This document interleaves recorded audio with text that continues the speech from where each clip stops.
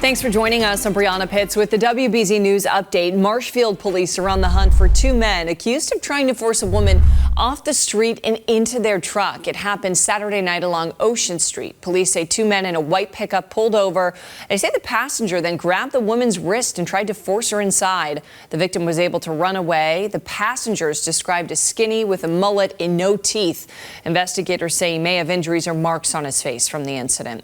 The Trump administration is reportedly pressuring Harvard to pay hundreds of millions of dollars to settle multiple federal investigations. Sources tell the Associated Press the Trump administration wants Harvard to pay more than Columbia. The New York school agreed to a $200 million payment last week. People familiar with the matter tell the New York Times that Harvard may be willing to spend as much as $500 million to end the dispute.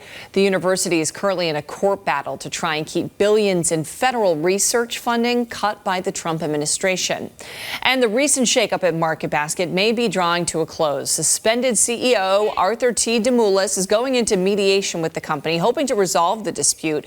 That mediation is set for September. Demoulas and other executives were put on leave back in May over allegations that they were trying to instigate a work stoppage. Two of those executives have since been fired. A spokesperson for Demoulas says it was an attempt to silence them. The chair of MarketBasket's board says those claims make no sense and that they look forward to seeing Demoulas in mediation. All right, we will get a check of our next weather forecast now with Jason. We are at an alert for another day of this heat wave, Jason. One final day, and we are very thankful about that here, Brianna. Let's talk about our Wednesday forecast. Beautiful sunshine outside, but it's a little bit of an illusion because it's so steamy out. We'll be in the mid-80s for the start of training camp later on today down in Foxborough. 70s will take over for tomorrow, but we're also expecting some rain showers after the mid-90s again today. Heat index values nearing the century mark as well. It's going even beyond 100 degrees. As humidity levels go down by the end of the week and we get back into not bad and even comfortable territory, rain chances begin to ramp up as well. Thursday and Friday is when we can expect that. My range that I'm giving for you on your Wednesday will be roughly 1 to 2 inches of rain over the course of the next 24 to 36 hours, extending over to Friday.